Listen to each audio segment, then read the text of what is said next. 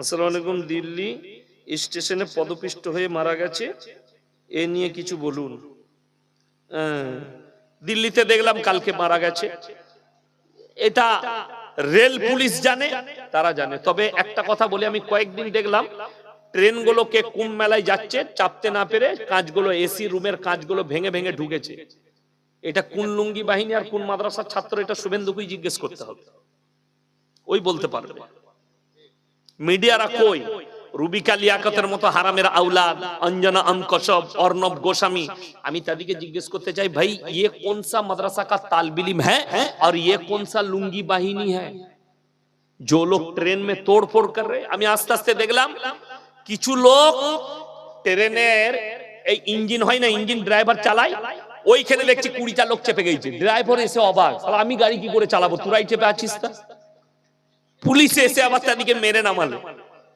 তো কষ্টের বিষয় হচ্ছে, দেখুন সম্পত্তি, দেশের সম্পত্তি সকলের হক আছে, আছে না? হিন্দু, মুসলিম, শিখ, ইসাই যারাই বাস করছে সবারই। তো দেশের সম্পত্তিকে কোনোদিন নষ্ট করবেন না। আপনার কারো উপরে ক্ষোভ থাকতে পারে, আপনি ক্ষোভ প্রকাশ করুন। বাংলাদেশে হাসিনার আয়নাঘর ও মিডিয়ার বাড়াবাড়ি নিয়ে আপনি কিছু বলুন। আমি যা বলার অনেক কিছু বলে দিয়েছি। বাংলাদেশে আমাদের মিডিয়ার ওইটা কি নাম, কুকুর রঞ্জন একটা আছে আমাদের দেশে, কলকাতা রিপাবলিকের। আপনাদিকে বলছি, রিপাবলিক টিভিকে বহিষ্কার করুন। দেশের যতগুলো হিন্দু মুসলিমের দাঙ্গা লাগছে সব রিপাবলিক টিভি, এই মিডিয়ারা লাগাচ্ছে। যতগুলো হিন্দু মুসলিমের বিভেদ সৃষ্টি হয়েছে মিডিয়ার দ্বারা। আর বাংলাদেশ হাসিনা তো কাঁদছে, শুনে নেন। এখানে যারা নেতা আছেন তারা শুনবেন একটা কথা ভালো করে, আলেমরা আছেন, যারা জালিম হয় আল্লাহ তাদেরকে ধ্বংস করে দেয়। আপনি নেতা হয়েছেন বলে এটা নয় যে আপনি মজলুমের উপরে জুলুম করবেন। হাসিনা নিজে ভেবেছিল যে আমি আমার বাপের দেশের প্রধানমন্ত্রী হয়েছি, রাজত্ব পেয়েছি, আমি ইচ্ছা মতো অত্যাচার করব, আল্লাহ আমাকে ছেড়ে দিবে। আল্লাহর কসম, আল্লাহ ছেড়ে দেয়, ছাড় দেয় না। যখন ধরে তখন আর রিহাই পাই না। রাঁধা ভাত আল্লাহ হাসিনাকে খেতে দেয়নি। আজকে তার ভাই, তার বোন তার পাশে নেই, তার বেটা বউ তার পাশে নেই, তার বিটি তার পাশে নেই, সব টাকা নিয়ে দেশ ছেড়ে পালিয়েছে।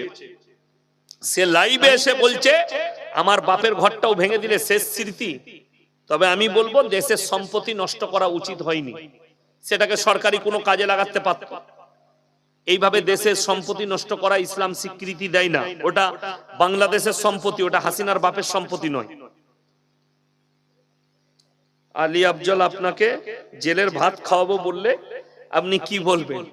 ওকে বলেছি মানসিক রোগী। কোন ডাক্তার যদি কলকাতায় না পায়, ওর পরিবারকে বলবো আমার বর্ধমানে নিয়ে আসবি, ভালো ডাক্তার আছে মানসিক, তার নাম হচ্ছে ওম প্রকাশ সিং, ওপি সিং। আমি টাকা খরচ করে দেখিয়ে দেবো।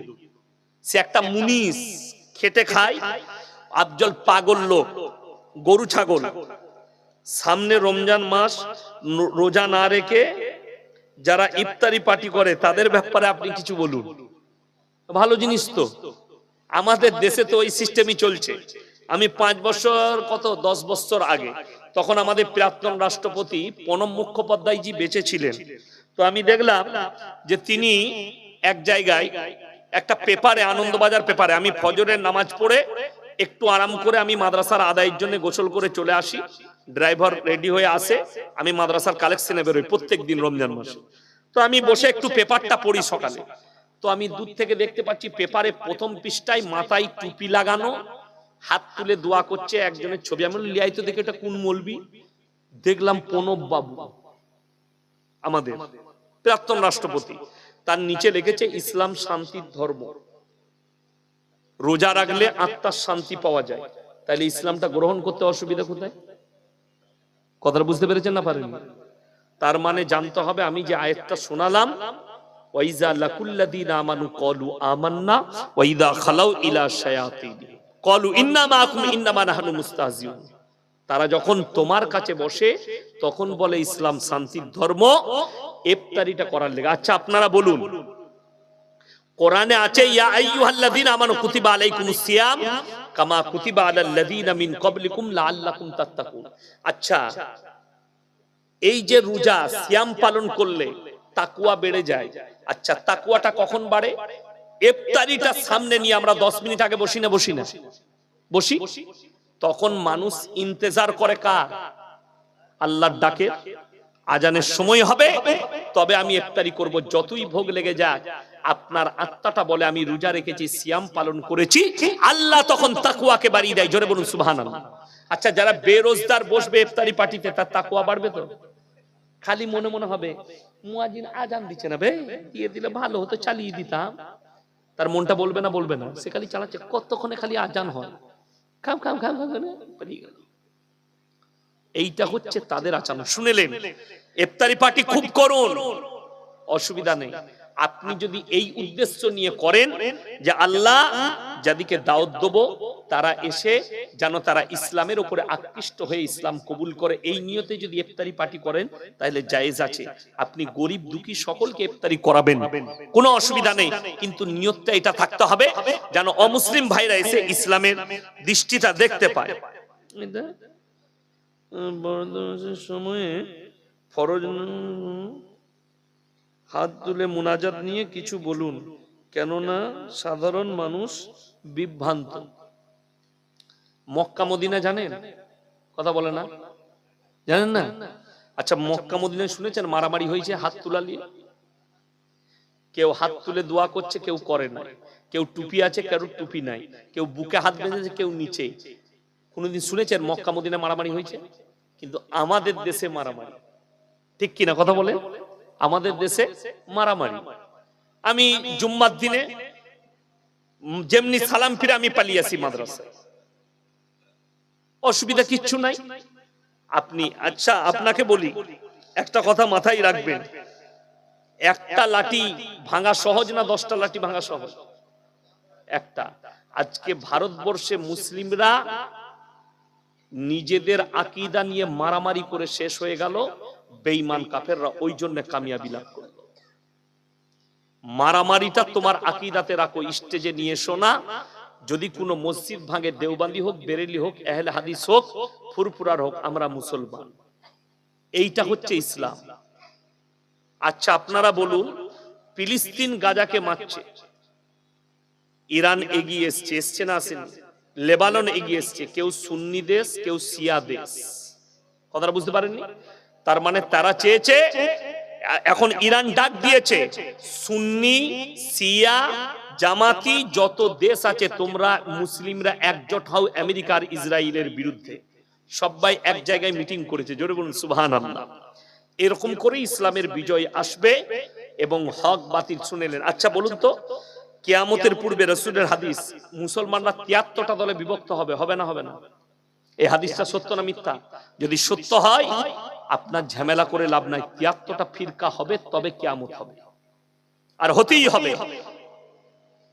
বর্তমানে ছোট ছোট ছেলে মেয়েদেরকে পিতামাতা সাজিয়ে সোশ্যাল মিডিয়াতে অভিনয় করা হচ্ছে। এই বিষয়ে তারা নিজেরাও জাহান্নামের পথ বেছে নিচ্ছে, বাচ্চাদেরকেও জাহান্নামের পথে নিয়ে যাচ্ছে।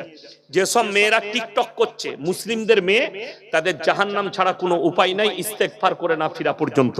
আমাকে কালকে প্রশ্ন দিয়েছিল, আমার গলসি থানায়, আমার এরিয়ায়, আমার এলাকায় একটা মুসলিমদের মেয়ে ভাই বোন, তারা নোংরা ভাবে টিকটক করছে আমার এলাকায়। তার মা বাপ তার হারাম ইনকামে খাচ্ছে, 1 লাখ টাকা 1.5 লাখ টাকা ইনকাম করে ওই টিকটক থেকে, তার ইনকামে খাচ্ছে। আমি ওইটা তো দূরের কথা, আপনাদের মুর্শিদাবাদে একটা জলসা দেখলাম, একজন বক্তা আদায় করছে, একটা ছেলে নোংরা ভিডিও করে, মুসলিমদের ছেলে মেয়ে নোংরা ভিডিও, সে স্টেজে গেছে, মসজিদে 5000 টাকা দিবে। আর হুজুর আসসালামু আলাইকুম, কত বাবা? না তুমি 10,000 করো, ওইটা অনেক ইনকাম। বলে হুজুর ঠিক আছে। হুজুর তখন বলছে, আহারে বান্দা রে কোথায় মজে ছিল, ছিল নাকি ছিল, 10,000 দিল, দিয়ে দোয়া করে ওকে জান্নাতে ভরে দিল। হ্যাঁ, হারাম টাকাই জান্নাত। এই মৌলবীরু জানা নাই যে টাকাটা দিচ্ছে, যে টিকটক করে, নোংরা ভিডিও করে, সে হারাম কাজ করছে, হারাম। আপনাদের কি মনে হয় ইয়াসিন সাহেব যারা আমার ভিডিও দেখছেন, এই ইউটিউব গুলো চলছে, কি পায়, কি হয়, কি টাকা পায়, আমি স্বপ্নেও জানি না। এরা আছে, এরা আমার বক্তব্য ছাড়ে, এরাই জানে, আল্লাহই জানে, আমি কিচ্ছু জানি না, জানিও না, বুঝিও না। আমার কাজ হচ্ছে বক্তব্য দেওয়া। হ্যাঁ, একটা ভালো মেহনত করছে, ইসলামের প্রচারটা এরা পৌঁছে দিচ্ছে। কথাটা আমি যে আজকে কথাগুলো বললাম, হারামখোর শফিকুলের কাছেও যাবে, আমাদের শুভেন্দু বাবুর কাছেও যাবে। তবে আমি অনুরোধ করব, আপনি তাড়াতাড়ি বিয়ে করুন, মাথাটা কিছুটা ঠিক হবে। কথাটা বুঝতে পারেননি? হ্যাঁ, এখনো বিয়ে হয়নি, বিয়ে করলে মাথাটা কিছুটা ঠিক হবে। বউ না থাকলে অনেক ভুল বকে লোকে, বকে না? হ্যাঁ, আমি আপনাকে মানে আর কি প্রমাণ দিয়ে যাচ্ছি। কারোর বউ যদি ঝগড়া করে 3 দিন পালিয়ে যায় না, 5 দিন পরে আর রাতে ঘুম হবে না। প্রথম দিনে বলবে যা পড়া, তোর দরকার নাই, ও চলে গেল গুটি পাটি নিয়ে। 3 দিন পরে রাতের বেলায় খালি বউকে মিস কল মারবে। মিস কল মারছো কেন? খেপি রাগ করছিস কেন? রাগের মাথায় বলে দিলাম কালকে চলে আয়, বুঝতে পারলি, ভালো লাগছে না। এরপর রাতের বেলায় ও তুই ওরকম করছিস কেন? কালকে যাচ্ছি আমি তোর ঘরে, বল কি নিয়ে যাব? এগরোল খাবি, ফুচকা খাবি? তখন হারাম কর ঠান্ডা। কেন? বিবি মারাত্মক জিনিস। ওটা কি জিনিস? তবে মৌলবীদের থেকে ভালো কেউ বুঝবে না। আমাদের লেগে লোকে বলছে এরা বাচ্চা পয়দা করা মেশিন, মৌলবীদের লেগে। তো আমরা অল্প বয়সে, উপযুক্ত বয়সে বিয়ে করি, আর আমরা মাদ্রাসায় পড়ি, তো আমাদের যৌবনটা জিনা করে নষ্ট হয় না, বরবাদ হয় না। আর দাও না বাবা, ঝামেলা করো না বাবা রে।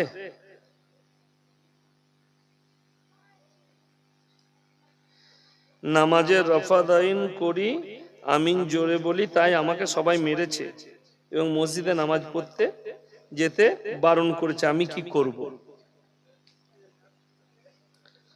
এই ঝামেলার কোনো শেষ আছে? বলুন।